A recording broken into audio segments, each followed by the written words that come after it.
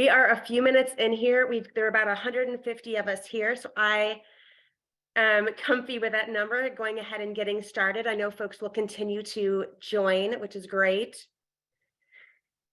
Welcome to spring and to the weather we've all been promised. And a special welcome to those of you who are joining for your first Tri-Campus HR Institute. Welcome. You have also and unknowingly joined us for our third birthday party. I say that because 3 years ago, well, in March of 2020, I was scheduled to introduce our new HR Community of Practice program at a Tri-Campus Institute at the hub on stage at the podium. And as that date approached, they said, we're good to go. In-person events are still up and running. And we said, we're not sure. And they said, no, we're absolutely great. And we said, we're not sure. And then they said, we're home and healthy. So that's how that began. And in late April of 2020 is when our first HRCOP happened at all. And it was also one of everybody's first meetings on Zoom. And I had no idea whether the community would be interested in this connection or how much. And now 3 years later, here we are. So on behalf of us, all of us, and to all of us, thank you so much for being part of this community and making us more knowledgeable and learning and growing together and making UW an even more resilient place to be. The Tri-Campus HR Institute is typically where we zoom out a couple times a year and really get out of our day-to-day work and focus on professional development. And today we're really doing a little bit of all of it. We are zooming out, we are doing primarily professional development this morning. We're also going to have the benefit of understanding a bit better how to apply all of that professional development to UW specifically with our UW panel of experts joining us. So before we get started, I want to share our agenda for the day. We're first going to be really graced with some talk by someone who is not on our agenda, who I'm looking forward to all of you seeing. And then Sean Marenko, the ADA Compliance Manager for the Washington State Department of Transportation, will be talking with us about disability culture and experience.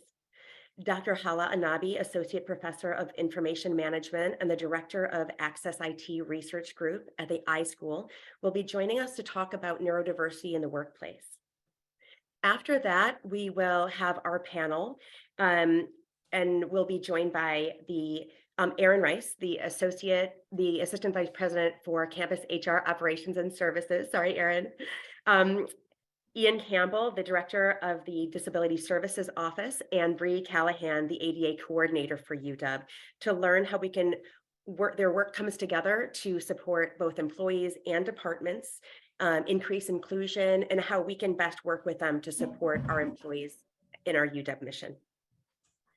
With any remaining time, Hannah Barnett, our Operations Manager in UWHR, and quite honestly, the manager of most things, to join us for our Q&A and moderate that. So during the rest of our program, please feel free to put things in the chat, and we will have our larger discussion after the panel discussion. Before I begin with a video of our first presenter, I really want to thank today's presenters and panelists. In planning and preparing for today, I learned so much. I learned about disability as a culture. I learned about disability and its intersectionality, the politics, the social constructs and language. And my framework for this work has really grown over that time. And I just want to say thank you. And I'm hoping that all of you come away from today with that same experience. So without further ado, I want to play a video for you of our first presenter, who is Stella Young. She is a disability advocate and funny. And unfortunately, she is joining us by a YouTube video because Stella passed away in 2014. And I'm sharing the video on the recommendation of our presenters and panelists because what she had to say really sets the foundation for a good many of the messages you'll hear today. So I hope you get a lot from her talk, and we will see you then after the video. It's about 8 to 9 minutes long when we'll be joined by Sean.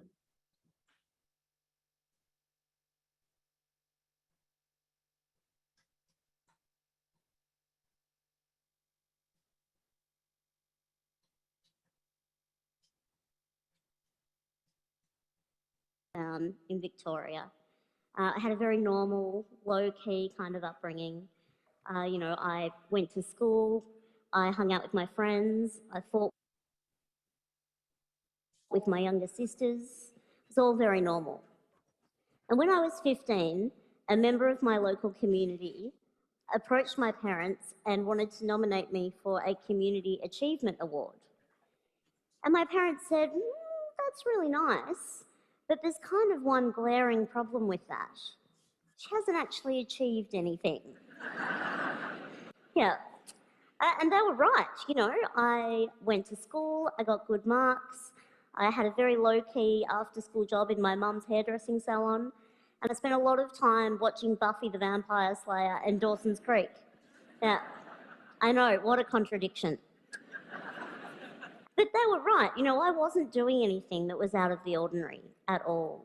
I wasn't doing anything that could be considered an achievement if you took disability out of the equation. Years later, I was on my second teaching round in a Melbourne high school, and I was about 20 minutes into a Year 11 legal studies class when this boy put up his hand and said, "Hey, miss, when are you going to start doing your speech?" And I said, "What speech?" I'd been talking to them about defamation law for a good 20 minutes. And he said, like your motivational speaking. When people in wheelchairs come to school, they usually say, like, inspirational stuff. Yeah. It's usually in the big hall. And that's when it dawned on me. This kid had only ever experienced disabled people as objects of inspiration. We are not, to this kid, and it's not his fault. I mean, that's true for many of us. For lots of us, disabled people are not our teachers or our doctors or our manicurists. We're not real people. We are there to inspire.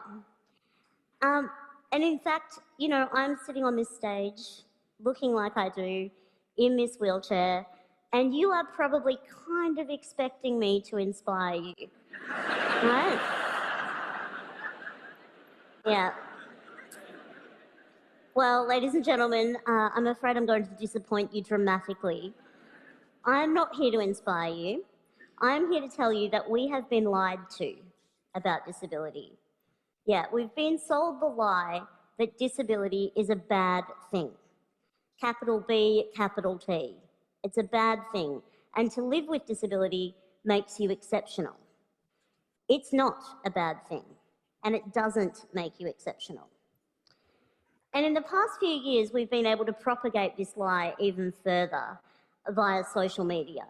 You may have seen images like this one: the only disability in life is a bad attitude. Or this one: your excuse is invalid, indeed. Or this one: before you quit, try. Yeah. These are just a couple of examples, but there are a lot of these images out there. You might have seen the one, the little girl with no hands drawing a picture with a pencil held in her mouth. You might have seen a child running on carbon fibre prosthetic legs. And these images, there are lots of them out there. They are what we call inspiration porn. And I use the term porn deliberately because they objectify one group of people for the benefit of another group of people. So in this case, we're objectifying disabled people for the benefit of non-disabled people. The purpose of these images is to inspire you, to motivate you, so that we can look at them and think, well, however bad my life is, it could be worse. I could be that person. But what if you are that person?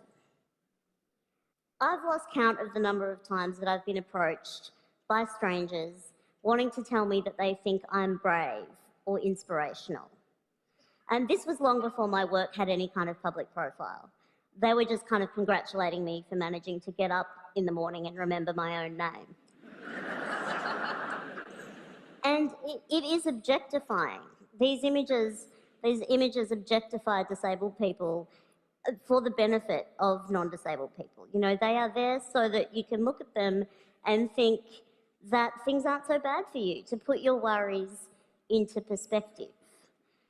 And life as a disabled person is actually somewhat difficult. We do overcome some things, but the things that we're overcoming are not the things that you think they are. They are not things to do with our bodies. I use the term disabled people quite deliberately because I subscribe to what's called the social model of disability, which tells us that we are more disabled by our bodies, the society that we live in rather, than by our bodies and our diagnoses. So I've lived in this body a long time. I'm quite fond of it. It does the things that I need it to do, and I've learnt to use it to the best of its capacity, just as you have. And that's the thing about those kids in those pictures as well. They're not doing anything out of the ordinary. They are just using their bodies to the best of their capacity. So is it really fair to objectify them in the way that we do, to share those images? People, when they say, you know, you're an inspiration, they mean it as a compliment. They mean it as a compliment. And I know why it happens. It's because of the lie. It's because we've been sold this lie that disability makes you exceptional. And it honestly doesn't. And I know what you're thinking. You know, I'm up here bagging out inspiration, and you're thinking, geez, Stella, aren't you inspired sometimes by some things? And the thing is, I am. I learn from other disabled people all the time. I'm learning not that I am luckier than them, though. I am learning that it's a genius idea to use a pair of barbecue tongs to pick up things that you drop. I'm learning that nifty trick where you can charge your mobile phone battery from your chair battery. Genius. We are learning from each other strength and endurance, not against our bodies and our diagnoses, but against a world that exceptionalizes and objectifies us. I really think that this lie that we've been sold about disability is the greatest injustice. It makes life hard for us. And that quote, "the only disability in life is a bad attitude," the reason that that's bullshit is because it's just not true. Because of the social model of disability, you know, no amount of smiling at a flight of stairs has ever made it turn into a ramp. Never.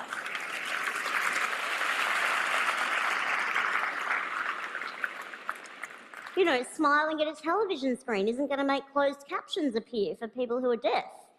You know, no amount of standing in the middle of a bookshop and radiating a positive attitude is going to turn all those books into Braille. It's just not going to happen. It's just not going to happen. I really want to live in a world where disability is not the exception but the norm. I want to live in a world where a 15-year-old girl sitting in her bedroom watching Buffy the Vampire Slayer isn't referred to as achieving anything because she's doing it sitting down. I want to live in a world where we don't have such low expectations of disabled people that we are congratulated for getting out of bed and remembering our own names in the morning. I want to live in a world where we value genuine achievement for disabled people. And I want to live in a world where a kid in year 11 in a Melbourne high school is not one bit surprised that his new teacher is a wheelchair user. Disability doesn't make you exceptional, but questioning what you think you know about it does. Thank you.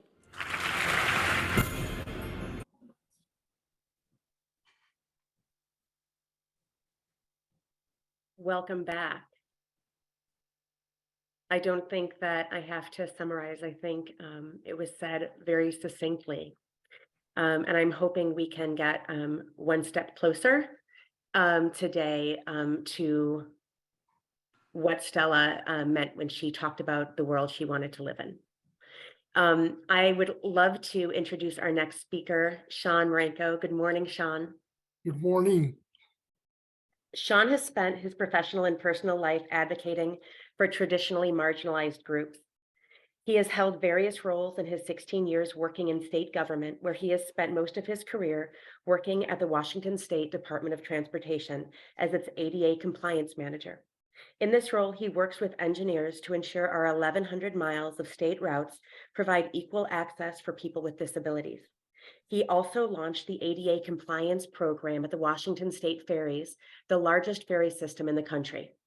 Along the way, Sean has had stops at the Department of Health, Employment Security, and the Attorney General's office. Governors Gregoire and Inslee also appointed him to be commissioner on the Washington State Human Rights Commission, where he led efforts to broaden legal protections for the disability and LGBTQ+ communities. Outside work, Sean enjoys spending time with his family, listening to audiobooks. He's always on the lookout for suggestions if you have any, and channeling daily frustration by playing Wordle. Sean holds a Bachelor's of Arts degree from Central Washington University, go Wildcats, and a Juris Doctorate from Gonzaga University of Law, go Zags, and has practiced law for 2 decades. Now, before you begin, Sean, I want to share that I usually ask our presenters and speakers for a fun fact, something personal, something that we can really use to connect us with the audience. And the fun fact that Sean shared with me is that his mother's horse died while he was riding it. And so, Sean, I don't usually do this, but I'm going to have to kick us off with asking you to just hover there for a minute. If you could just add a little bit of context about what made that fact fun. Do you mind just for a moment? No, because I think actually it ties sort of nicely into this talk about disability culture. So I grew up working on my family's ranch in Montana, cattle ranch, and the horse came out of the barn. Poor Shadow was a little stiff-legged as she was coming out, but my 103-year-old great-great-grandma at the time said, "Get on the horse, because that's what we do." And so I did, and the horse started swaying, and I thought, boy, if I don't kick off this horse, it's gonna kill me. So I kicked off the horse, landed in a pile of manure, and on the way back to the house, my grandmother said, "You're gonna have to call your mother." And I said, "Why?" And she goes, "Well, because you killed her horse." So the reason I think that ties somewhat nicely into this presentation is, yeah, it's not fun to watch your mom's horse die in front of you. That's pretty traumatic when you're 10 years old. But, ranching was just something my family did. And as a part of that, I was expected to work on the ranch like everybody else. So once a year, and I apologize because I know I would never do this today. It just would not appeal to me. But we'd have to brand the cattle. So I helped herd the cattle. And what I've learned then is that I kind of grew up with a family that while they acknowledged the existence of my disability, it didn't change the things that I did with my family. So what's interesting about that is I didn't realize until about the 4th grade that there was anything that different about me. I come from, and I want to say this. I do not speak for every person with a disability. I can only speak from my own lived experience as a white male. And I should describe myself very quickly. I'm going to do that first. I've got brown hair, hazel eyes. I'm wearing the striped Oxford shirt, blue and white. And my pronouns are he, him, and I want to acknowledge for a minute that I am on the Nisqually tribal lands. But getting back to what I was saying, it wasn't until kids really started noticing the difference. I was part of the pre and post ADA, the Americans with Disability Act. So as a part of that, pre-ADA, back then, if your legs didn't work, the assumption was your mind didn't either. And so I started out in special education. Then my parents, being the folks that they are, said, well, Sean probably belongs in the mainstream classroom. So I started that. And at first, when I started that, there was, kind of this fascination with the wheelchair. It was different because I was the only person in a wheelchair then at the school. And but then the fascination of it started to dwindle, and there was isolation that came from that. And my first experience with discrimination, and I'm going to tie this into what I've done later in life, was I signed up for band, and I decided that the only instrument I could play was a drum. And so I show up to my first day of class, and there were stairs. And like Stella said, there's no amount of smiling that's going to make stares go away. I don't think I was smiling. I think I was just very confused, thinking, what am I going to do? The band teacher kind of looked perplexed, and then he called the principal. Now, without my consent, they just picked me up out of my wheelchair, carried me up the stairs in front of other students, and placed me in a chair that was not my wheelchair. And I remember thinking at that very moment in time, I didn't know what discrimination was, but I knew how it felt. And I knew that I never, ever wanted somebody to feel the way I did in that moment. That I never wanted to be, or anybody else, to be put on display. I was just there to play the drums, to learn to play the drums. And that was a real watershed moment. So as I transitioned from K to 12 and then finished college and law school, I joined the workplace. And what I've noticed is a couple things. First of all, getting employment opportunities, probably as folks in HR know quite well, is a task, is a Herculean task to say the least. Unemployment rates are twice what they are for non-disabled individuals. The poverty level, we are the poorest, traditionally marginalized community in America.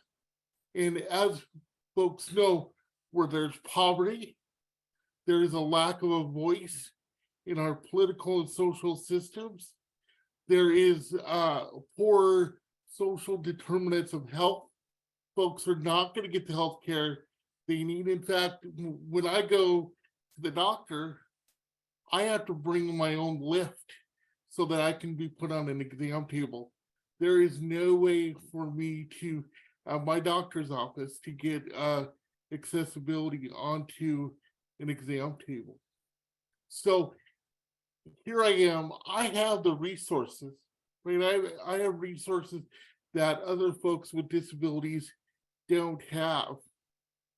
And I shudder to think what experiences other people have. And while I agree with Stella, there's nothing extraordinary about getting out the door in the morning to do what you're doing. But I think it's important for folks to have context. And that's that when you're talking about folks with disabilities entering the workplace, for some of us, there are barriers before we even get out the door, right? Some of us need care, need assistance with our activities of daily living. I have to have caregivers. Transportation is a huge issue. If you have to rely on public transportation, that's not always reliable. So there are barriers, and I think it's important for those folks working in HR to understand that even going out the door to get to work, it can be exhausting, to say the least. Now, getting into the workplace is an interesting culture in and of itself. And I want to talk about a little bit about the intersectionality that exists within that context. Understanding that I am a white male with all the privilege that I have as a white male. I know disabled folks of color that they don't get to just check their race at the door. Those disadvantages, those discriminatory practices, those social systems that prevent them from accessing society still exist on top of what their disability might be. So I think it's important, and the disability community has been, I would say, a bit slow to realize that is part of the experience. I think it's beautiful that we're diverse. That's a beautiful thing to celebrate. But I will say this: it has also kept the disability community from making the progress that it needs to make to advance disability justice as we go forward. And that, I know, within higher education, there's a lot of talk about social justice and anti-racism efforts, which are extremely important. But understand that anti-racism issues may also be part of the collective people with disabilities. The social justice movement also includes people with disabilities. And so as we move forward, weaving people with disabilities across the spectrum in understanding how disability intersects with traditionally marginalized communities is extremely important. And I would encourage this group, when we're thinking about bringing folks together, just bring the white guy to the table. The white guy with a wheelchair like myself may have something to contribute. I'm not trying to diminish that, but there are other voices that can bring that intersectional lens as we're talking about these issues. And what is my time up? You're on mute, and I'm a terrible timekeeper because I could go on forever, as Ian knows and Bree knows. I can help us with time. I think as long as we are. Oh no, you have plenty of time. Oh, I do? Yeah, Oh, you have plenty of great, time. Yeah. great. So how much time do I have, Gwyneth? Probably about 10 to 15 minutes. Yippee, because one of my favorite things to do is to ask folks some questions if they're willing to contribute here. I still get a little choked up when I see Stella, because I often wonder to myself, if she were still with us, what would her observations be about where we are right now? 2014 is 10 years, almost 10 years ago. I also wonder, given what a luminary she was, I often wonder how she would have advanced the conversation further. I would have we would have been gifted by that.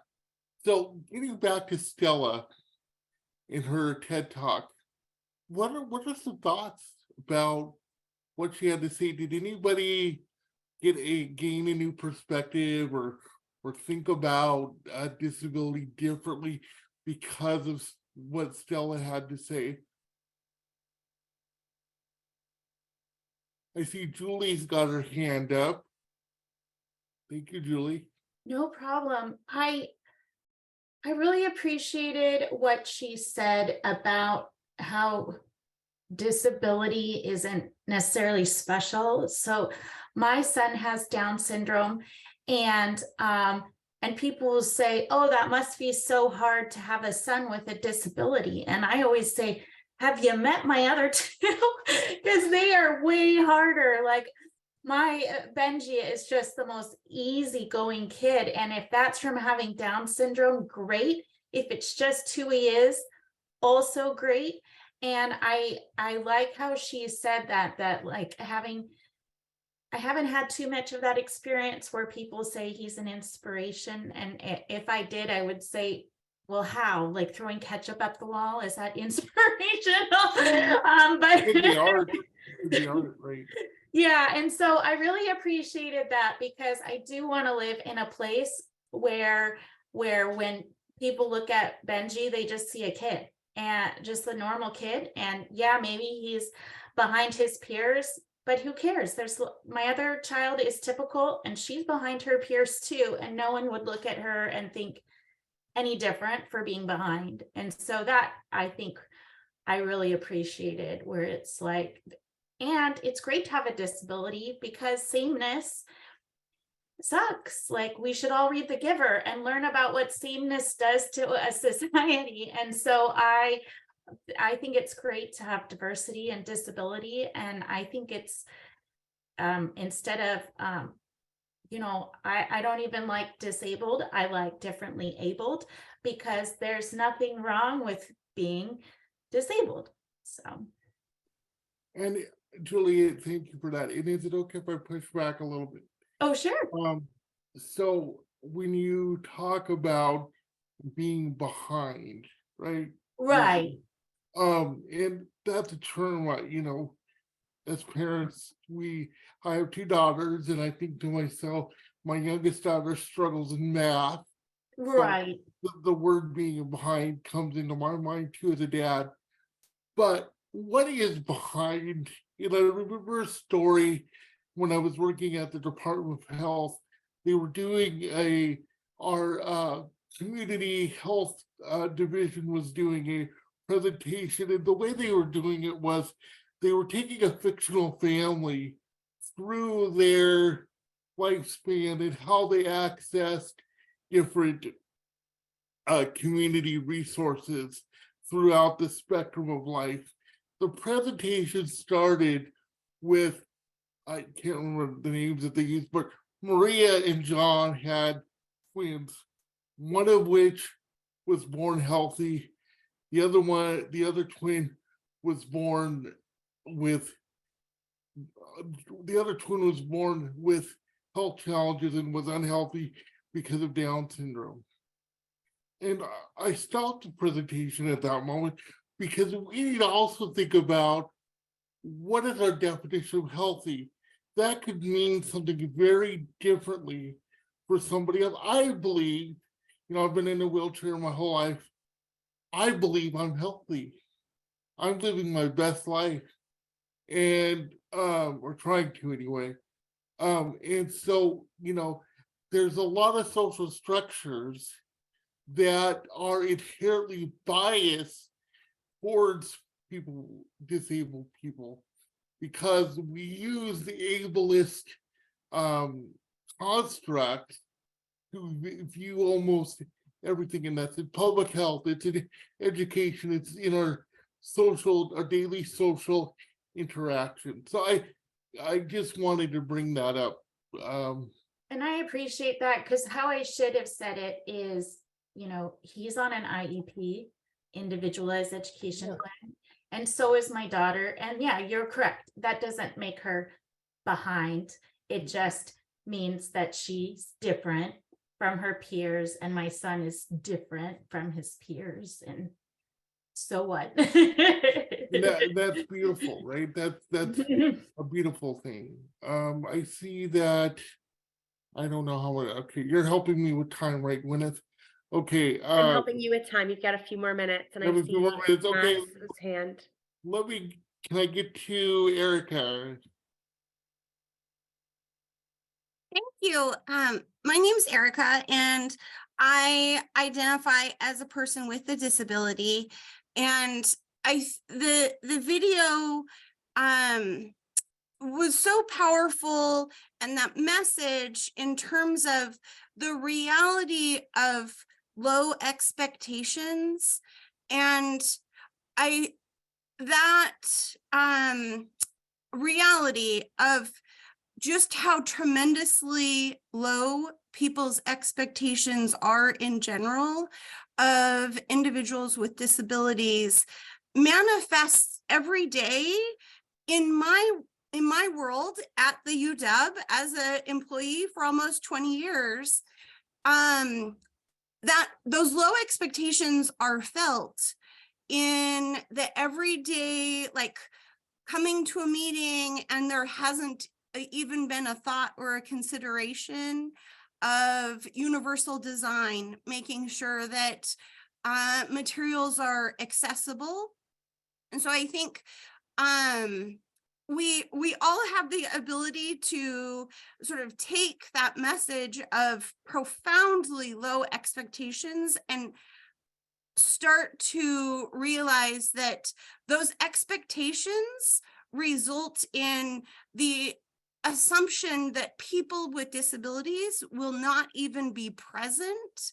And so we don't have to think about it until somebody shows up, and then we're scrambling like, oh dear, what have I done? So that was the little bit that I wanted to offer. So thank you so much for your message today. And thank you for inviting me to participate. I'm truly honored. But I should wish my oldest daughter, 19, she is a Husky. I'm from the East Side, so I'm just gonna be honest. That was a little hard to take at first, but I'm going to an event this weekend and I will wear my purple Husky Proud Dad hat. So I will do that. Amazing. Sean, thank you so much. I know we might have more questions. We're happy to take those at the end. And Sean has gracefully agreed to stay and spend the rest of the morning with us. So when we open it up to a broader group discussion, we can take more questions for Sean as well.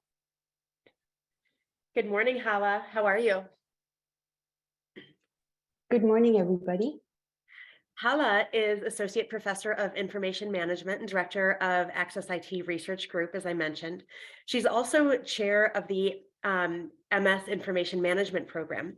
Her research and consulting focuses on creating and maintaining inclusive learning organizations.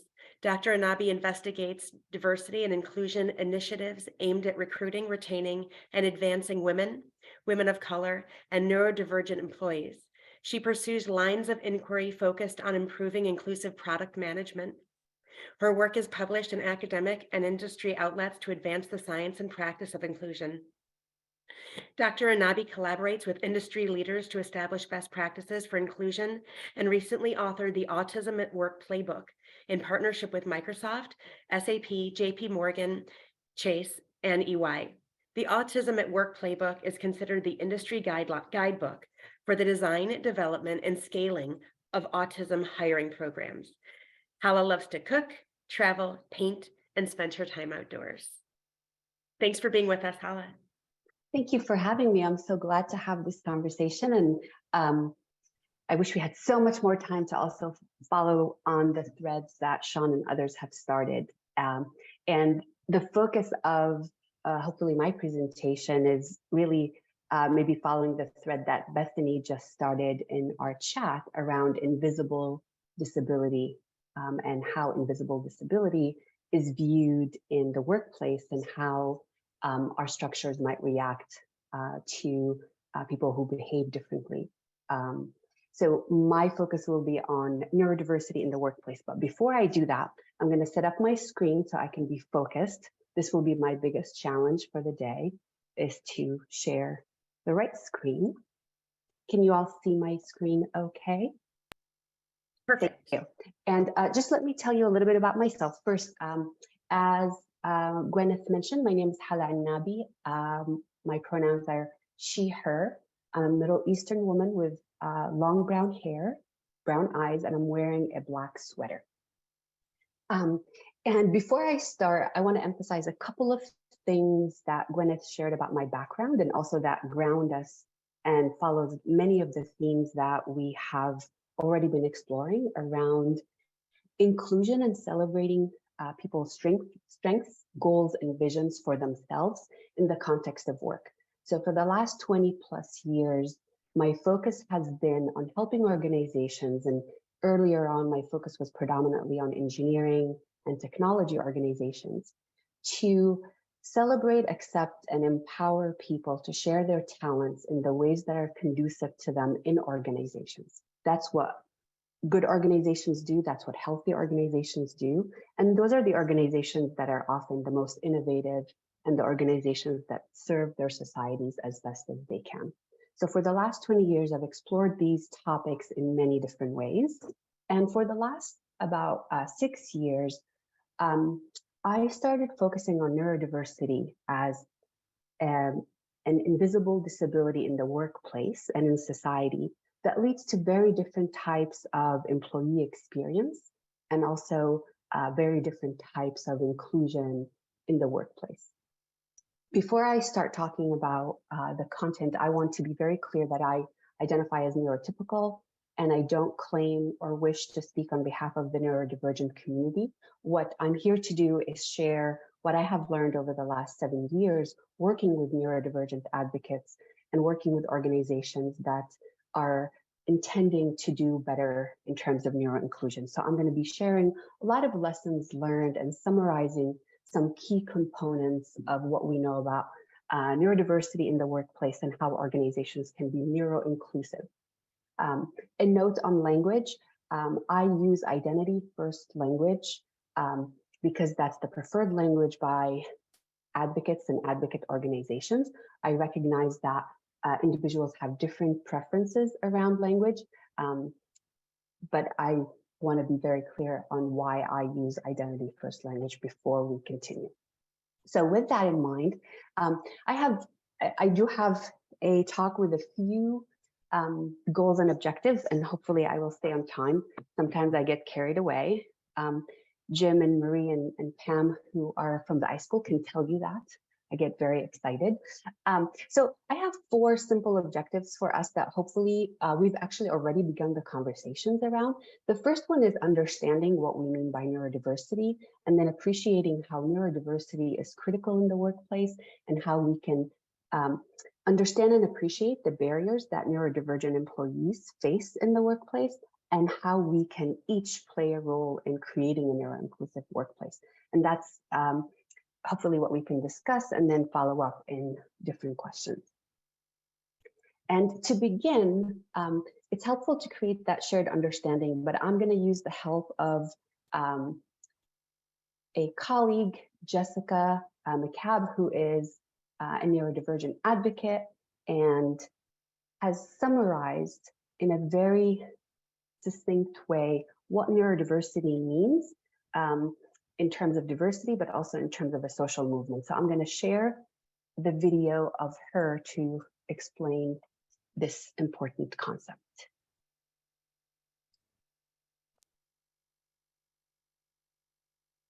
Hello, Brains. I talk about neurodiversity a lot on this channel, in panels, at talks, but what exactly does neurodiversity mean? Neurodiversity, noun, is the concept that there is natural variation in the human brain that leads to differences in how we think and behave. It's short for neurological diversity. Neurodiversity.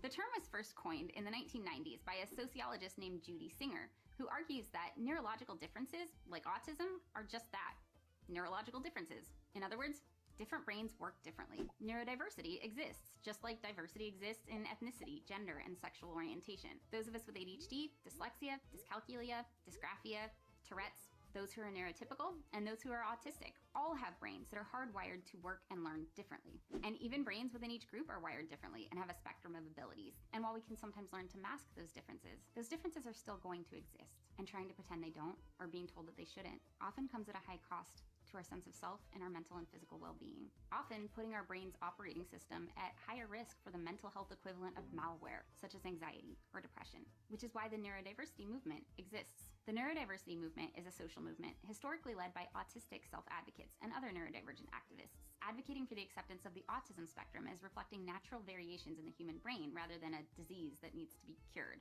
This movement has grown within the autism community as well as to other neurodivergent folks. Hi. I have ADHD.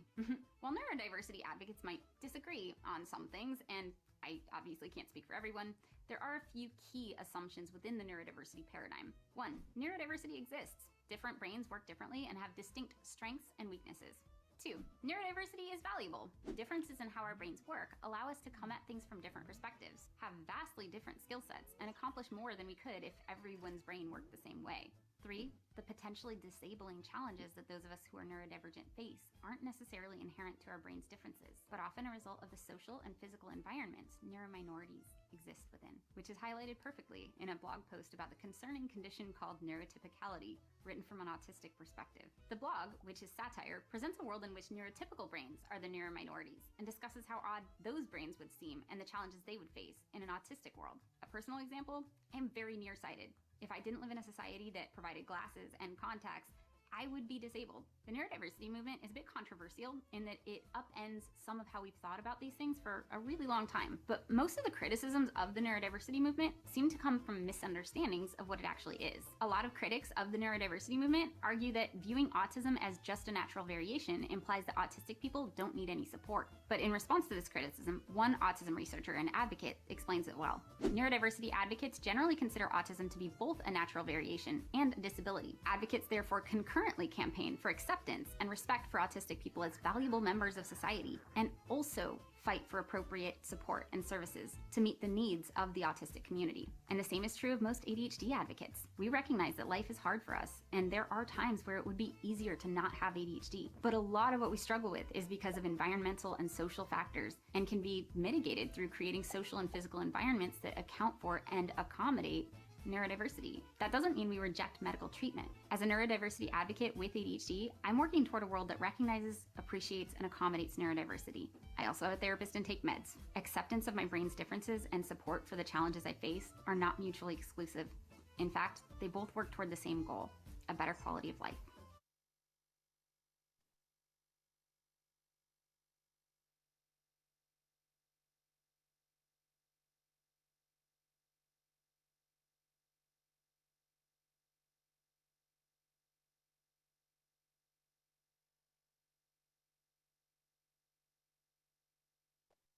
Okay, are my slides back up? Perfect. So that's a summary definition of what neurodiversity is from Jessica. And before we move forward,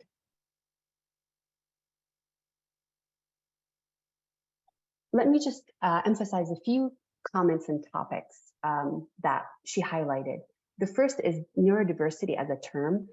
Very often we hear people saying, this is a neurodiverse person, trying to say this is a neurodivergent person. Neurodiversity includes both neurodivergent and neurotypical people.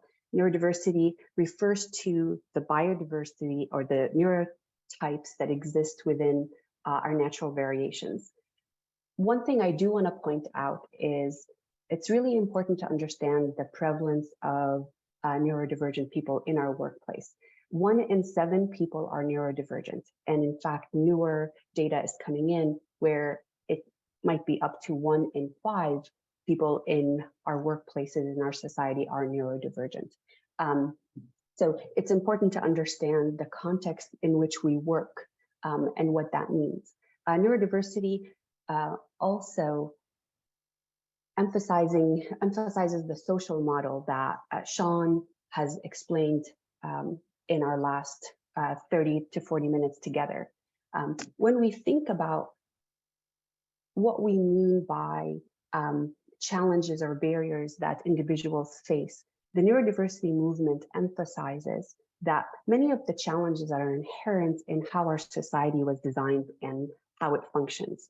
Our society was designed based on a very functionalist perspective where many of our services, our views, our normative expectations were around the average and the dominant identities. So for those of us who come from minoritized identities, often are viewed in different ways. There are expectations of what we want our children to do, what we want our colleagues to do, how we expect people to interact with us during an interview. Something as simple as eye contact is something that I see so often when we interview somebody. They did not maintain eye contact. For some neurodivergent people, maintaining eye contact takes a significant amount of cognitive load. So if they're going to focus on controlling their eyes to receive all of the messages and information coming from our interactions or our environment, it actually takes away their ability to really focus on the question and what they're saying. But because we've built those into professional normative expectations, we create a barrier for those who it's not as natural or as healthy to look at someone in the eyes for an hour, especially when you have 5 people on a panel. So those differences in expectations is what we mean by a society was designed for neurotypical expectations. And I want to emphasize a certain type of identity within neurotypical expectations, because there are differences and variations. Think of an introvert who, a neurotypical introvert who prefers to have some solitude and time to process their thinking in different ways. Eye contact in a room with 5 people on an interview panel is also challenging and counterproductive to their way of being. And neurodiversity movement and tenets remind us of that. Another thing to emphasize is the fact, and I will put this quote that Jessica shared, is the neurodiversity movement and much of what we try to do in creating neuro-inclusive environments is recognize that many of the challenges that neurodivergent employees face in the workplace are inherent not in their difference in the way that they might focus on information. It's in the way we expect them to focus on information that is more conducive to some, but not others' way of thinking and being. So understanding that we need to change the environment as well as provide supports and accommodation is the important emphasis of the neurodiversity movement and what advocates are asking for and calling for. As Jessica mentioned just really quickly, neurominorities include variations that we often refer to as autism spectrum, ADHD, and others. Another thing to mention is every neurodivergent person is different, and there are a lot of co-occurrences in these variations. So for example, we find that autistic people, 35% of autistic people also are ADHDers. So they present their variation in their body-mind in very different ways. And so understanding that you're not one category or one variation, you're multiple, you might have multiple differences in your invisible difference in the way you process information and how you interact and perceive the world, which is what neurodiversity is, will vary. I also want to emphasize something Sean brought up, and I want to bring it up, especially in this context, is our identities play a big part, our other identities play a big part of how these neurovariations are perceived. I will say, as a woman of color who is very blunt and direct, that is perceived differently in the world than if I was a white male. And I can, my husband and I have similar communication styles and how blunt we are. He's a white male, I'm a woman of color. Our colleagues perceive that differently sometimes, right? And so an autistic woman who is very blunt in industry is perceived differently than an autistic male. So gender, as well as racial identity, can also compound our neurodivergent variations and how they show up in the way we interact with the world, or how we might call out certain differences or needs. So identity is complex, and when it becomes an invisible disability where our mind requires us to do different things, it's really important to understand the impact of that from a holistic identity perspective, if I may. A couple of just quick things to point out. When we talk about neurodiversity variations, across neurotypicals and neurodivergent people, it's really important to understand that they fall in different ways of how our mind works. It affects potentially how we regulate our emotion, whether we are expressive, and how we are able to respond to, for example, someone interrupting us in a very abrupt way when we're focused. It also affects how we have a social understanding, how we understand facial expressions and interpret emotion from those facial expressions. Some of us might be really sensitive to certain sensory triggers, whether it's smell, noise, or light. Some might be hypersensitive to noise, while others are hyposensitive to noise. Some avoid a lot of contradicting noises, while others, loud music actually is calming and helps us focus. So understanding those differences, how we process information. For some, when they're processing information, they're really looking for these high-level patterns and big picture. For others, in order to understand the big picture, they need to get into a lot of detail. They have a really strong ability to get into the details to get to the big picture. So those differences can be strengths if they are allowed the time and the context, while they might be some barriers to certain tasks. And understanding those variations is really important.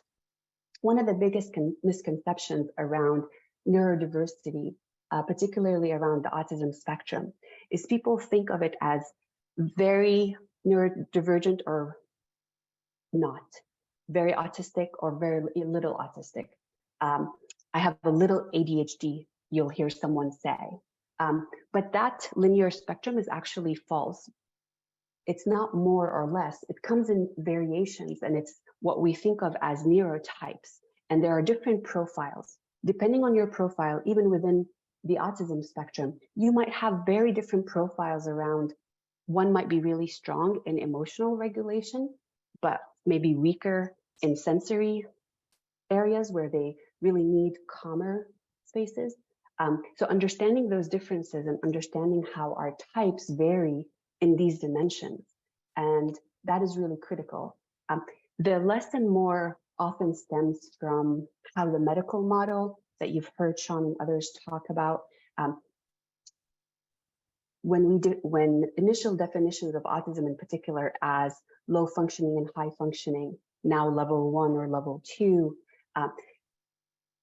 somewhat communicates less or more, but that's not the case. And the neurodiversity movement in particular emphasizes that there are variations, and those variations happen in those profiles, which also means that if you've met one neurodivergent person, one autistic person, one ADHDer, you've only met one. We are all unique, neurotypical or neurodivergent, and our identities and our experiences, depending on our education, depending on different types of training or interventions we received earlier on, makes us have different needs and also presents our behaviors in different ways. And understanding that diversity is really important, not assuming that every autistic person needs a quiet place or a private office is really important. Not every ADHDer likes tasks around creativity, and multiple tasks instead of one is really important. And so the neurodiversity advocates adopted the infinity sign to really communicate the richness and the diversity of neurodivergent people, and to continue to emphasize that. The key challenge, however, for neurodivergent people, because much of the disability is invisible, but it shows up in different behaviors than what society expects, what normative expectations are, it creates a lot of misunderstanding. So when someone is blunt in giving feedback, when someone is sharing information they're excited about, and they say, oh no, that's wrong, instead of saying, well, have you considered this? Or I know this source that says this. That creates a barrier where it's perceived rude rather than actually they're just responding to a fact is really important. So that creates some challenges, or the fact that a person can't maintain eye contact because it's uncomfortable for them, or their neurology when they're nervous, especially if they're facing a 5-person panel in an interview, and they use stimming, whether it's through shaking their leg, or if they have a fidget to get their energy into that object, create some barriers. And that leads to somewhat misjudgments around what we expect in the workplace. And that results in underemployment or unemployment of neurodivergent people. So this data comes from multiple sources. What we know is 80% of autistic people are underemployed or unemployed. What I mean by underemployed, they work few hours or they work in jobs that do not meet their intellectual qualifications. At any one time, 1 in 3 ADHDers face unemployment. People with dyslexia and dyscalculia, they experience about unemployment at 46% rate. That is significantly lower than neurotypicals. And one thing I would say, because a lot of our federal context and supports put a lot of emphasis on intellectual disabilities, if you are an autistic person with above average intelligence, you are 3 times less likely to find employment than if you're an autistic person with an intellectual disability as well. So there's a lot of complexity around these disabilities and how they show up, especially in relation to the workplace. Another thing I want to mention is, for many neurodivergent people, they have learned over time to assimilate, because our neurotypical world and how our education systems and how our even families want us to do well. So there are a lot of interventions to change our natural ways of doing things to fit society's expectations. I'm going to teach you how to focus on eye contact. I'm going to really teach you and kind of help you focus and keep telling you need to stop stimming. Those are very harmful. So what many neurodivergent people have learned over time is to mask. And you heard Jessica talk about that in the video, to mask to fit in. But masking leads to exhaustion because you're using so much of your cognitive and physical energy to be something your body naturally doesn't want you to do. It reduces anxiety because you're thinking. You go into an interview or a class, I can't move, I can't do this, I should speak in this way. I had an interview with a product manager, a female product manager, and she was telling me the night before she goes into work, she writes notes around social interactions that she uses before the first thing she does when she gets to work, so that she can assimilate to a feminine role of management in the workplace. So think of all that energy, an hour to do that every night so that you can assimilate to what we expect a female manager to do. So that makes it really complex. And what it does, it leads to meltdowns, it leads to burnout, and it leads to really significantly health outcomes. So what the neurodiversity movement aims for, and what this conversation has been, is emphasizing that the challenges that neurodivergent people experience are due to how we expect people to behave in our dominant ways of being. And our goal really, if we want society to flourish and be equitable, but also for our organizations to benefit, we really need to break down these barriers. We need to challenge what our assumptions are about how people should behave. How valuable is it to maintain eye contact? Why is that important? And I use that as a simple example, but it's because it's so common, right? So how do we create an environment where people can can present themselves in an authentic way, in a healthy way, so that we can benefit from the diversity of neurotypes? And there's a lot of research that shows how these differences in the way our brains see the world, how we interpret information, how we're able to make connections, they really emphasize a lot of strengths. For example, ADHDers are often known to, if they like a task really well, they can hyper focus on it potentially. But they're so creative, they can also connect different ideas and different patterns. While, for example, an autistic person sometimes is really comfortable with repetitive analysis or behaviors and deep detailed analysis where they can find patterns in the data. And I have to say, these are not every autistic person likes detail, and not every autistic person is great at music and perfect pitch. I just want to also highlight that from a lot of what we see in popular media, there's a lot of differences, but understanding those strengths become really important. As we started studying neurodiversity in the workplace, and I'm not going to go into the details, but we've actually identified the strengths that these different communities bring. I do research on gender diversity, and we study how gender diverse teams might produce better outcomes. And very similarly, we saw that autistic people and ADHDers, when they're included in teams, they bring on some really important strengths that sometimes can exist in neurotypical individuals and teams, but having those different orientations strengthen those strengths, right? So, for example, one thing that I find in my classroom, but we find in the workplace, is autistic people do not assimilate to groupthink. So teams that are neurodivergent with an autistic person or two have less groupthink than neurotypical teams. So that's one new result, for example, that we identified. And again, that's if the team has the psychological safety to allow people to be who they are and bring their authentic selves. So I just want to put that exclamation point. So in order to get these benefits, you have to create the right support and the right culture to bring those benefits, and also to provide the equal opportunity. Our normative expectations favor neurotypical preferences, which leads to misunderstanding, conflict, and such. And our opportunity is to think about, how is your organization, how is our organization's readiness to include neurodivergent people?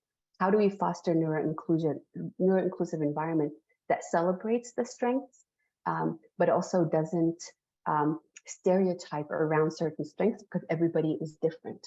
So how do you create an environment that every person, neurodivergent and neurotypical, can bring their authentic selves and create a psychologically safe team where people can be candid about how they see the world differently and find common ground to solve problems and create solutions. Those are really important things.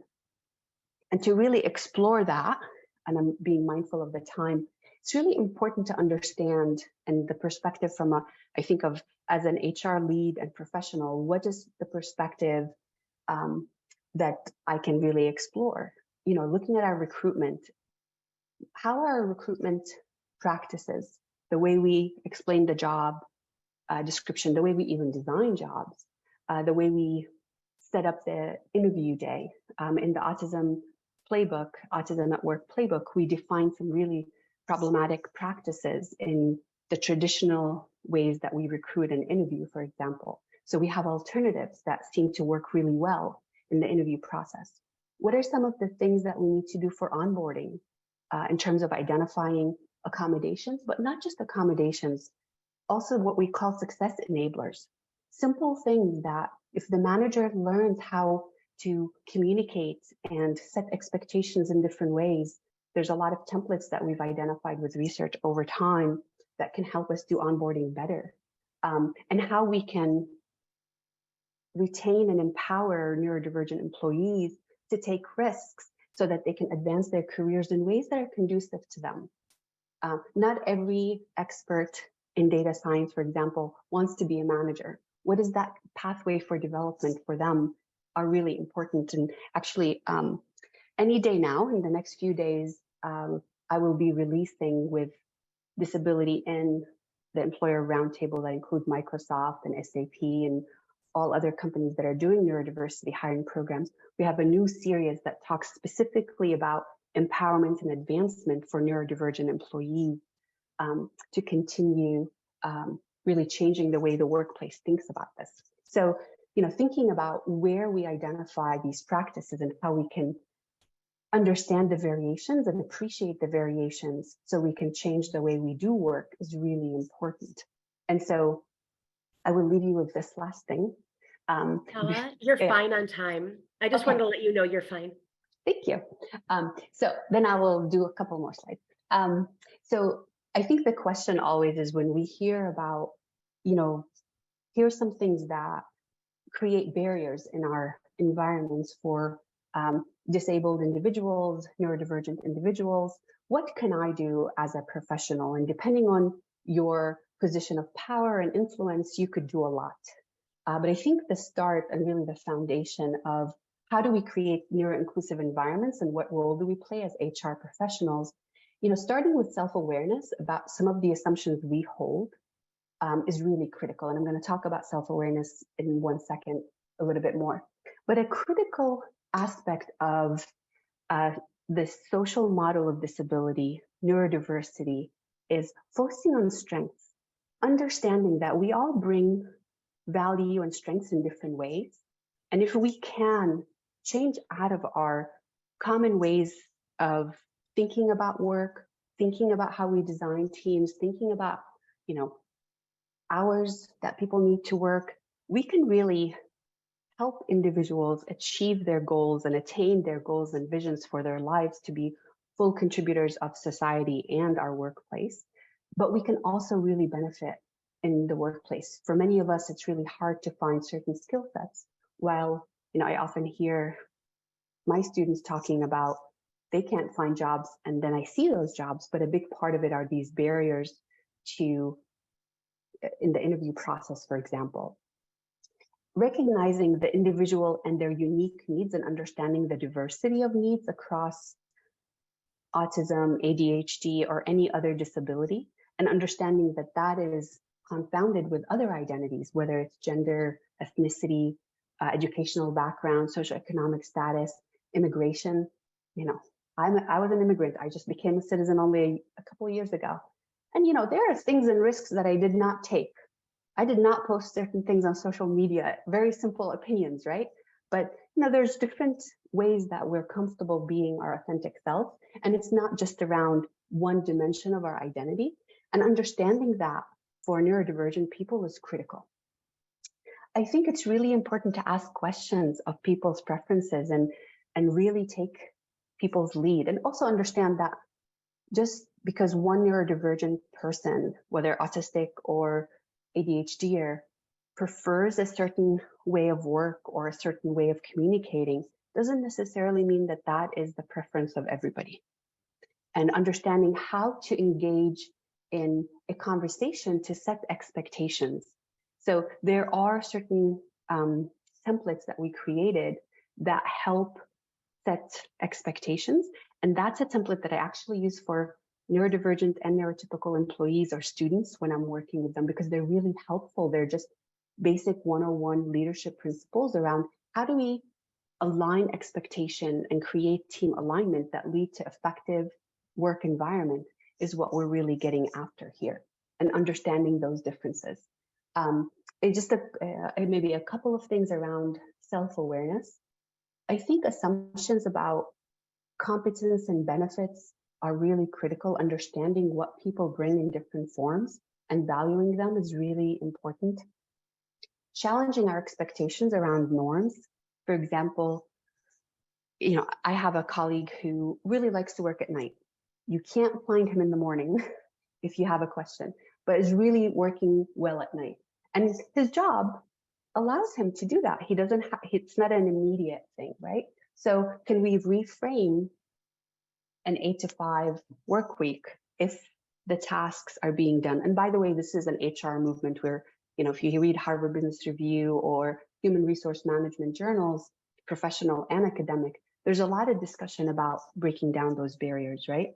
And really thinking about and questioning what acceptable social behaviors are, but also setting those norms in very explicit ways so that you understand that context. For example, and I'll give you a simple example. I had a student one time go to the Smucker company.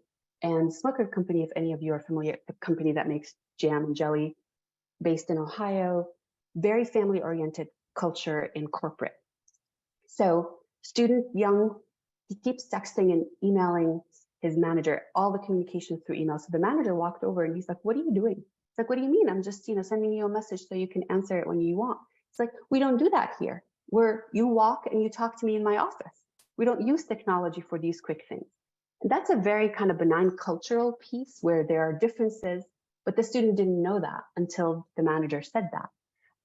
However, there could have been some negotiation about when might be conducive for the student to get up and do that.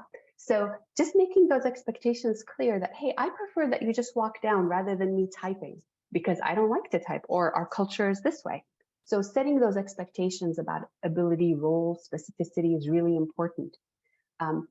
Some individuals expect very clear definition of a task and want detailed step, while others can get bogged down by that and just prefer a vision for what the end task should look like. And they like to have the autonomy to do that task in their own way. So understanding how that person works best so that you're not micromanaging them, but you're also providing them with what enables their success is really important. So understanding that self-agency and having them dictate what, not necessarily dictate, that's not the best word, but really communicate and create a common understanding of how that work can be done.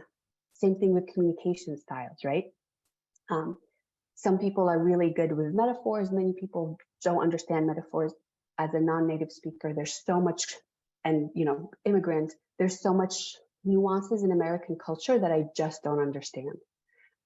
So people are saying, and I'm just like looking, I was like, I don't understand this. Like I'm just completely oblivious to what this means. So it doesn't land. So understanding those preferences is really important. I think a big thing, understanding the power differential. One of the things I hear quite a bit in my research is, especially for neurodivergent adults who were diagnosed later, they talk about the trauma and they experience throughout their lives about people telling them they need to behave differently and they shouldn't question, has created a power differential where they're afraid to speak up for themselves or they're afraid to challenge. So understanding that power differential from a community that has been minoritized and marginalized over the years and what that means for them and helping understand how their advocacy might appear differently is really critical.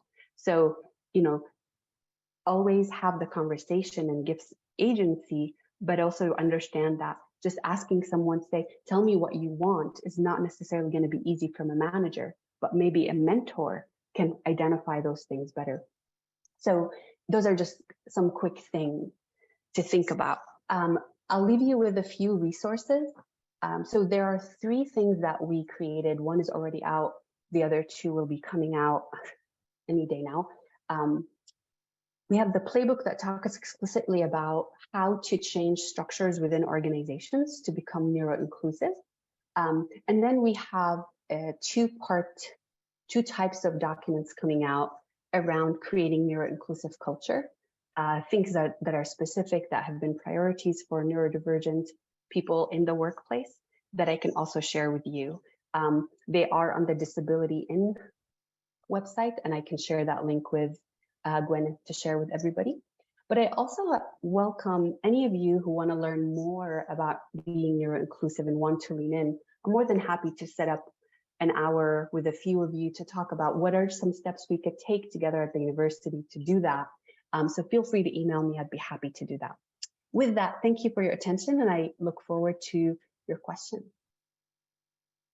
I can't thank you enough. That just resonates on so many levels, I know, with so many of us. And P.S., I'm happy to coordinate a session like that with folks and make sure that folks know about it on Teams and that we get the word out. And I have a quick question for you before the panel, and I'm going to ask it because I talk out of turn sometimes. Do you find, or do your students find that they worry about sharing or outing an invisible disability because they're afraid that that new identity might take over, that would be their then defining who they are for people? Absolutely. So disclosure is one of the biggest questions that we have, especially for older adults. They don't want to be treated differently. I have students who say, I want to go through the front door. I don't want to go through an autism employment program, and I don't want to disclose. So understanding and respecting that disclosure is a personal decision, and it's also based and grounded in so much experience and I would say hurt and trauma over the years is really important. And I will also say, I hear this quite a bit. And as HR professionals, I think we need to be really conscientious of that. I hear from some neurodivergent employees and also neurodiversity program managers say, when a person goes to HR and say, or accommodation, say, you know, I am neurodivergent and I want some accommodation, very more than we would like, they get the advice of, ooh, really be careful. Often that leads to unemployment and retention issues and advancement issues. So we have some cultural context, and I'm not saying in the UW, I have not studied UW, exclamation point. I've studied many other organizations. So even internally, we worry about advising folks to take accommodations and disclose because of the stigma attached, because of the barriers that creates. So hopefully over time we change that. Not surprising. Thank you for sharing that. I am going to introduce our panel. I know that we've got questions in the chat. We've got a couple hand raised. We will get to you. We will get to you. I know all of us have a lot to share and ask. So I want to introduce our panel, Erin, Ian, and Bree. Bree Callahan is the ADA coordinator for UW and provides leadership, coordination, and oversight to advance the university's strategic priorities relating to access and accessibility. Prior to this role, she directed Disability Services Office for 15 years across 3 universities and has worked in a variety of higher education areas: admissions, academic advising, and residential life. She has over 20 years experience in higher education, determining accommodations and providing consultation on ADA compliance, matters of digital, physical, and program access. Thanks for being here, Bree. Erin Rice, as I know most of you know, is Assistant Vice President for Campus HR, Operations and Services. Erin, I got it right this time. Her interest in disability and employment started when she worked as a reader for a blind attorney while an undergrad at UW. Erin went on to become an attorney, litigating and advising on disability cases. Since returning to UW in 2005, she has been an HRC, an HR consultant, manager of the Disability Services Office, director of employee relations, and now assistant vice president. Erin loves it when it's summer and sunny, so she gets to travel, host parties, grow tomatoes, and make ice cream, and we appreciate it as well because she brings those tomatoes to RCW. Ian Campbell is director of the UW Disability Services Office, where he has worked for 10 years. In this role, Ian applies his many years of experience in the disability services field to remove barriers and fostering an inclusive environment for all members of our campus community. Prior to his role at UW, Ian worked for more than a decade at Central Washington University, serving students, staff, and faculty with disabilities. Outside of the workplace, Ian enjoys live music and outdoor recreation with his family and friends. I also want to share and thank Ian for introducing me to Sean. So thank you, Ian. Thank you, Erin and Bree, and welcome. How are you all? Awesome. Doing wonderful. Great. Yeah, thank you, Gwyneth. Nice to see all of you. So I will kick us off with a question for you, Ian. Sean and Hala have just done a wonderful job of exploring disability and neurodiversity in employment. And I'm hoping that you can speak to some current efforts to include people with disabilities and those who identify as neurodivergent into the UW workplace. Yeah, absolutely, Gwyneth. So first and foremost, I'd like to give credit to Hala and Sean. I've worked extensively with both Hala and Sean over the years, Hala more recently. And every time I hear them speak, I learn something new, and that's always refreshing and motivating.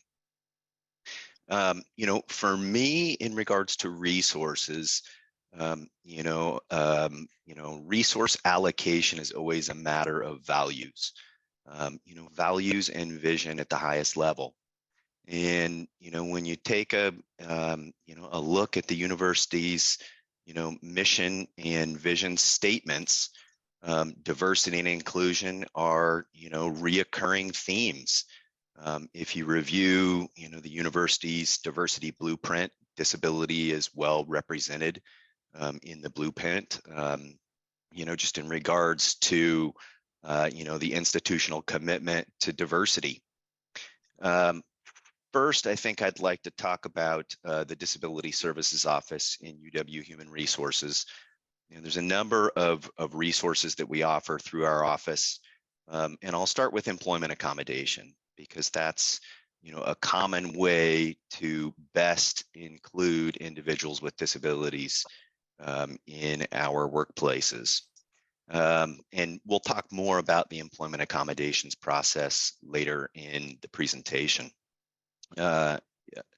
Another service that we offer is the barrier to accessibility remediation process. And that's a process where individuals at the university, including employees, can report barriers in the physical plant. The DSO then works with facility services to identify solutions, and when need be, we remediate the physical plant through construction projects. Deaf and hard of hearing services is also coordinated through the Disability Services Office. And I can't begin to tell you how large that operation is. Annually, we provide about 15,000 hours of service, whether it's ASL interpreting services or real-time captioning, working with dozens and dozens of vendors who come in to provide that very important service. As well, we also provide accommodations to members of the public who are attempting to use, programs and services that are open to the public. As well, the DSO also accommodates non-matriculated students, individuals who are coming back for retraining or certificate programs.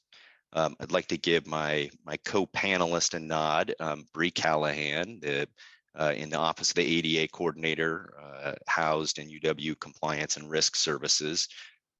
Bree is tenacious about, looking at university policy and process and trying to find, ways to improve access for people with disabilities. A project that she has been recently spearheading is a centralized website that will allow for better navigation of all the resources that exist at UW. DSO partners closely with Access Technology Services, who consults on, first making technological processes accessible and remediating any identified barriers in technical platforms. They also consult on individualized employment accommodation cases when we need to find a technological accommodation that will allow someone to best perform the functions of their job.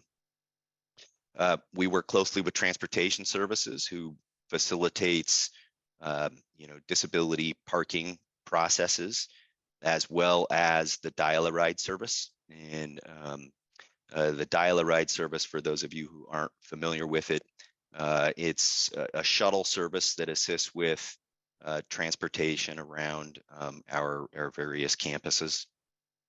I'd like to mention the D Center. The D Center is a program that provides, a community and a space where people with disabilities and their allies can gather to foster, community and, share and celebrate in the identity of disability. There are multiple employee affinity groups on campus that are chartered through the Office of Minority Affairs and Diversity, which foster community for faculty and staff with disability, as well as those who identify as neurodivergent. So maybe folks who identify as neurodivergent but don't identify as disabled.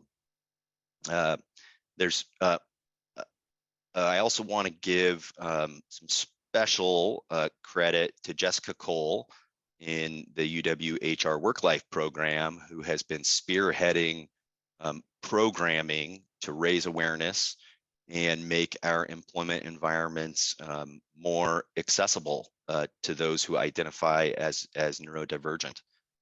And I think those are fantastic efforts, and I know there will be more programming to come.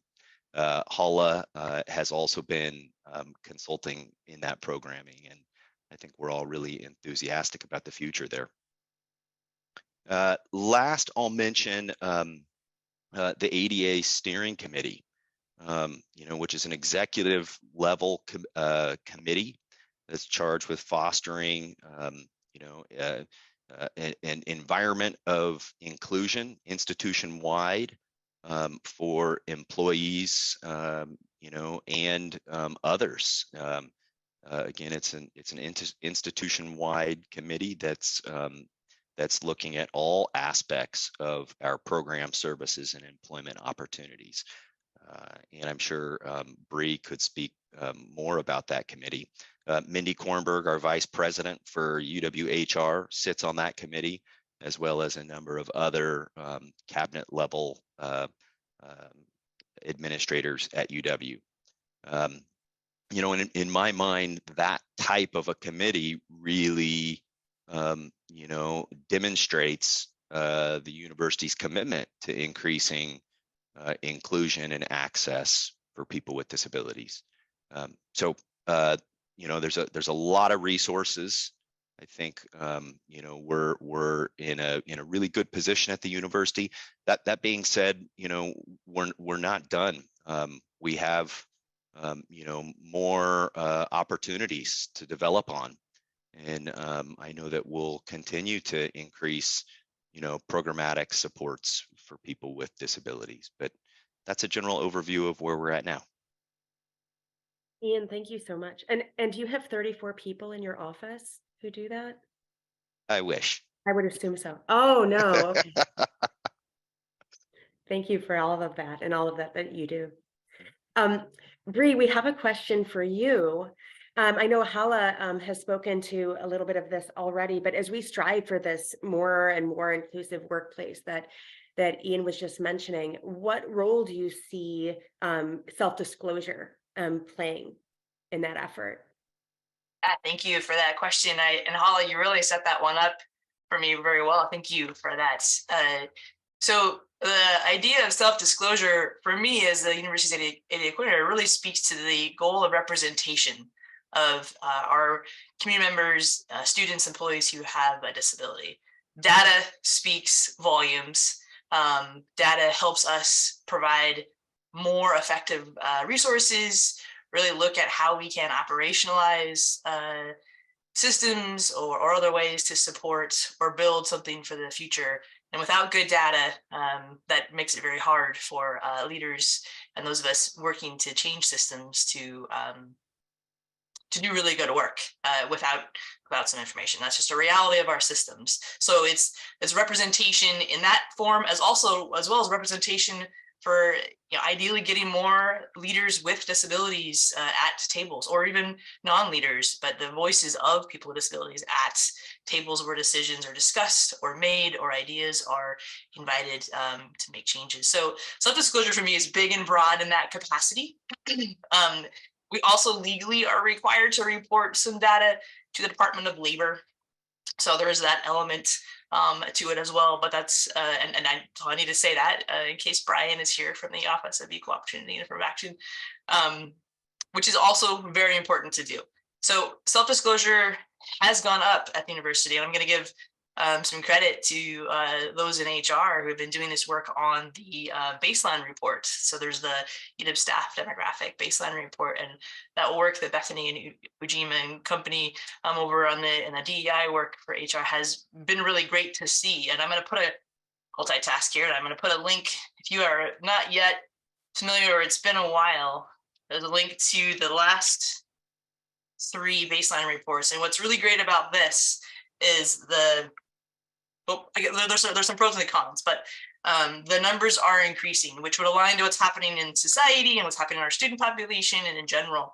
So from 2020, when the first report, or at least the report that's online, to the last one that was just put out, I believe in February, March, our new employees have gone up significantly. So in terms of the number of new employees who have self-disclosed having a disability, it was at 6.7% in 2020, and this 2020. So then this past year, 2022, that was reported just a few months ago, that 16% of new employees, which is so fantastic to see. It's not anywhere close, or it's getting closer to the Center for Disease Control, 1 in 4 adults, which would be 25%. So we are getting closer to that. And I think for new employees, there's new mechanisms to put that information in front of them in onboarding. And we're also dealing with generations of employees who are more comfortable with self-disclosure. For our current employees, which probably many of us fit into, maybe this question wasn't posed to us, or it was in paper form, and we didn't always fill out paper in the same way we fill out electronic prompts now. Our current employees in 2020 only reported 2.1%, but that's now gone up to 5.7% over a 3-year period. So we are seeing the trend to begin to get closer to what is our societal numbers according to census data, which is great. And that's only going to help inform HR and practices and our broader community work towards that fostering inclusion, as well as ensuring we're providing essential services. The comment that Ian mentioned about not having 34 staff members in DSO to help support accommodations. I think that's definitely something that we will be always looking at, how to get infrastructure. But this is where data and representation of disability in the data set, in the diversity conversation is really important. So to that end, my last thing I'll close on is I've been working and partnering with some great folks on getting the information about self-disclosure on the HR DEI website refreshed in a more inviting nature, with FAQs for staff and employees, academic personnel, etc., about what does it mean when you self-disclose, like who has access to this information, really to help demystify some of that process to increase the invitation. And I can tell you as ADA coordinator, I don't even have access to this level of data. It is a small number of people who have access to this. I'd have to make a request for numbers. But that's comforting. So the more we can encourage employees to do self-disclosure, the more it's going to benefit work that we do at the institution. Bree, thank you so much. And my next question is really based upon the last 2 sets of answers from both you and Ian, which is this area can get very complex, right? There are so many resources, there are so many players, there are so many stakeholders. Erin, I'm gonna ask you this question when it comes to disability accommodations. How does the magic happen? Like, where does it start? Who is involved? What do folks do first to get started? Thanks. I'm really happy to have the opportunity, and I kind of need to build a little bridge, right? I hope that all the information that we've heard from the amazing speakers is resonating with general ideas on how to build diversity and celebrate diversity at the university. So that's the zoom out, the really capitalizing on everyone's strengths and making it easy to do so. Part of the accommodation process, right? Part of building an inclusive culture is taking care of the basics. So knowing what accommodations is, resources to share with employees when they do. Is my mute really going off and on? Because I'm not.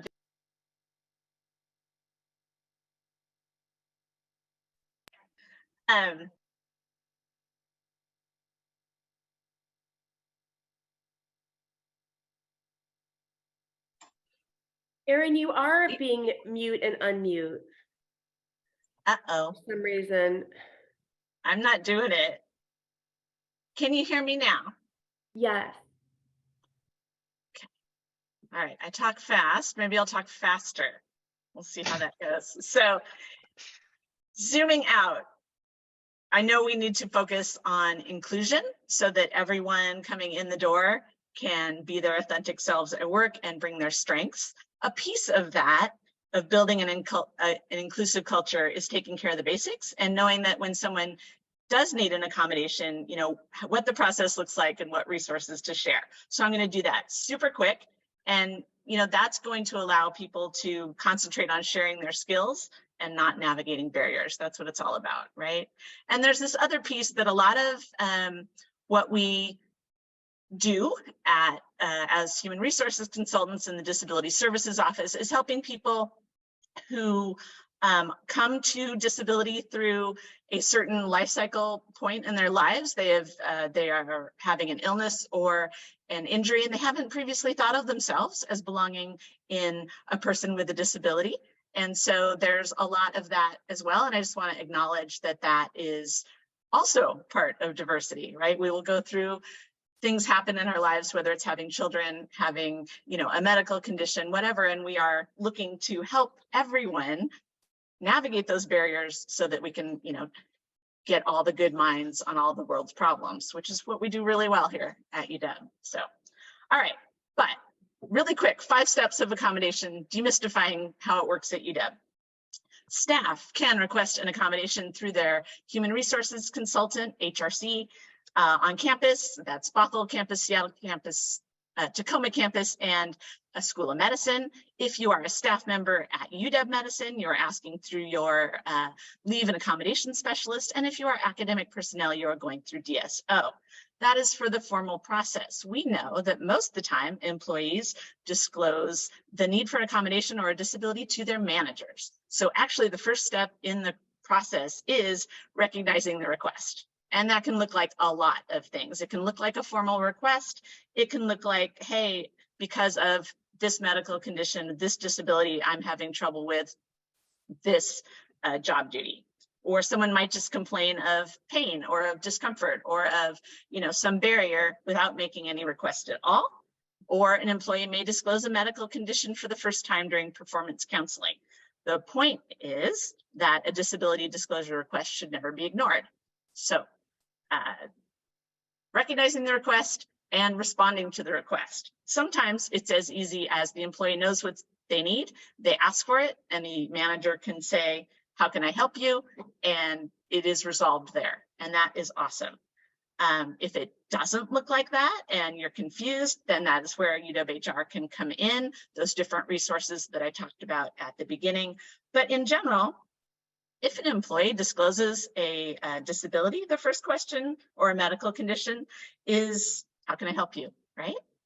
And, you don't ask about the medical condition, you ask about what they need to do their best work on the job. And then a referral to UWHR. If there is, more questions to be explored, then we talk about the interactive process. So recognizing the request, responding to the request with a referral, or how can I help you if that'll solve the problem? And then the interactive process, what is that? Again, demystifying, it's just exchanging information about how the job, what the essential functions of the job are, how the employee's medical condition, disability is impacting their ability to do that job or the essential functions of it. And yeah, part of the exchange is often a healthcare provider statement of responding to a comment.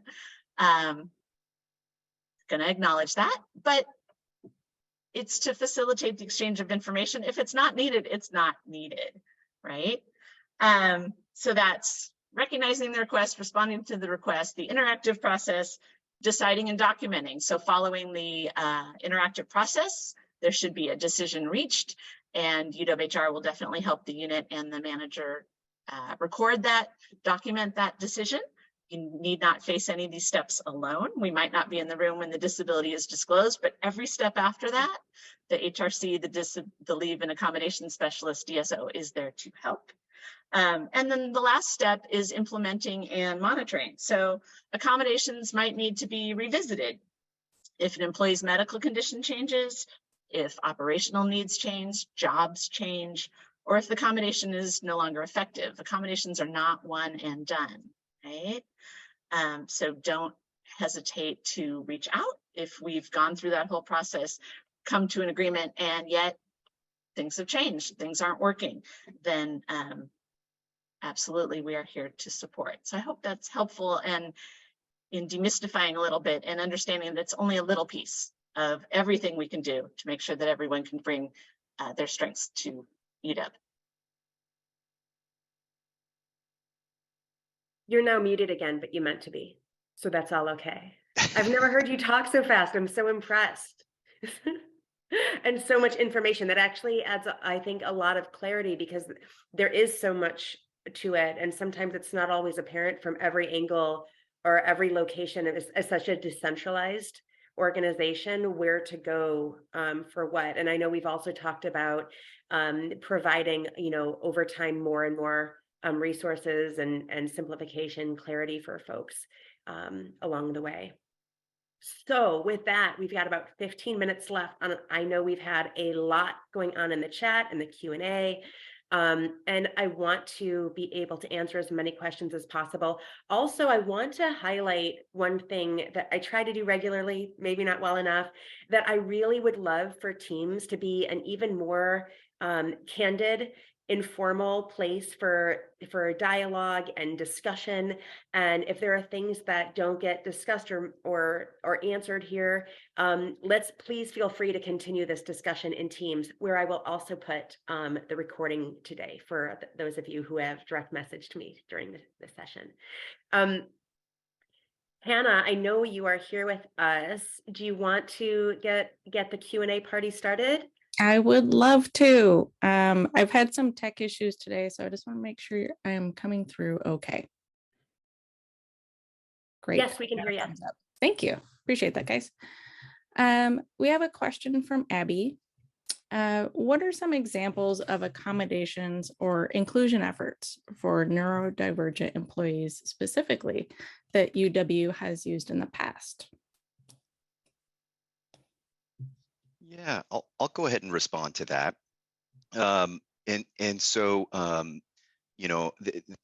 Many of our requests for accommodations are around, medical conditions or disabilities that are included in the scope of neurodivergence.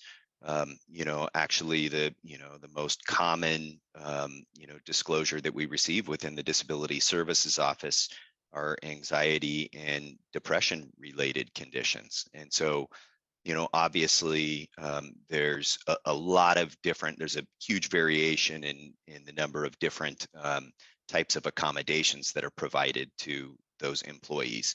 That being said, there's also a lot of coaching that's offered to managers, around the ways that they engage with, their teams, in the way that they interact with their employees. Earlier in my presentation, I referenced efforts that are being spearheaded by the Work Life program. We've recently had multiple panel discussions around offering suggestions to managers in regards to onboarding and making the workplace more accessible. And again, I feel like that's an area, what I've seen is really a grassroots demand for increased supports for, neurodiversity and those who identify as neurodivergent. And I really believe that there will be more programming to come for our managers in order to best, create the best possible environments for our employees who identify as neurodivergent. Thank you, Ian. Mox, you've had your hand up for a while. Thank you for the person who pointed that out. Would you like to share your question? Hi, yes, can everyone hear me okay? Yeah. Okay, hi, I'm Mox. I go by they, them pronouns. I initially just wanted to say thank you to Hala for the wonderful presentation. I have autism and I struggle with a lot of the neurodivergent kind of cues. So eye contact and kind of shaking or stimming. And a lot of the time I feel like there are steps to explaining that and understanding that. And Hala's presentation really hit it on the head. I spent I'm in my master's for clinical counseling, and the last quarter I spent the entire time building research on late stage or late diagnosis of autism in women and female presenting individuals. And so to kind of have that representation in the workplace, I think that's really awesome. And I always feel like it's tough having, especially being a woman of color or female presenting with autism, because there's a misconception that like women don't have autism, and it's going away, but it's still very implicitly present. And so often I find that whenever I'm talking to people or applying for new jobs or something, I don't disclose that until after I've been accepted or hired. And it's out of a fear that you'll get passed or like ignored because people see that as an extra barrier. And I've often, with some of the other individuals that I have a group outside of in my personal life, a lot of the discussions that we have are related to being overlooked and not being acknowledged in the sense, because those stereotypes and the prejudice is there. And so even being afraid to disclose that, or even like having to think of it as a preface of like, hey, if I do these weird things XYZ, it's because I have autism. It paints it in a negative light that like, hey, I'm different than you. And if it makes you uncomfortable, or if it kind of goes against the norms in the workplace, then I'm sorry, I have this thing, and it's bad, and it's probably annoying, but I have this thing and I just want to let you know so that your work life is a little bit easier. And so I want to really just thank everybody who presented today and shared kind of that knowledge for everyone else who may be neurotypical in our environment here at UW, for kind of giving us that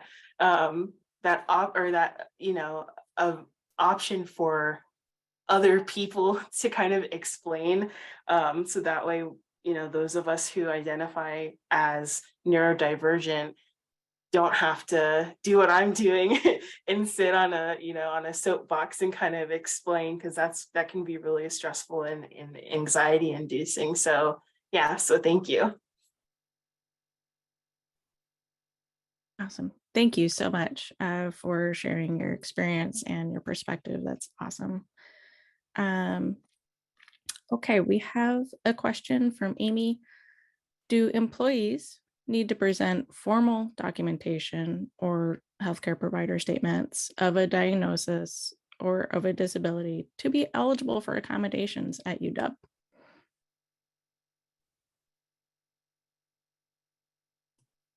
It depends, but I'll let Ian say more. Yeah. It's not a requirement. It does depend, and I'll work through some of the nuance because it is complicated. Much of the time, a person who, requires an adjustment in the workplace of some type, they can make that request of their supervisor. And sometimes, it's something that's just very easy to provide. The supervisor doesn't need to discuss disability or a medical condition, and a supervisor is able to just provide that. There's other times that a request may be more difficult to administer, and a supervisor may refer into the disability accommodations process. As the DSO consultant or the case manager engages with the individual, there are times that a disability qualifies as what's called in the ADA predictable assessment. And for those types of disabilities, there isn't a need for medical documentation because we have an obvious disability. The request is obviously in line with the restrictions of the disability, and we're able to proceed with the accommodations process without medical documentation. There's other times where medical documentation is needed for two reasons. One may be to validate sort of the status of the disability, But another reason that we sometimes require documentation is so that we best understand the restrictions, so that we know how to best accommodate, without having, that professional input from a healthcare provider. Sometimes it's really difficult for HR personnel to figure out what may be the best way to accommodate. We always attempt to provide employees with the accommodation that they've requested, but there's sometimes where, because of business needs or because of, the workplace environment, we may not be able to provide exactly what's requested, but we want to provide the next best equally effective alternative. And medical documentation can be very helpful in identifying that next best alternative.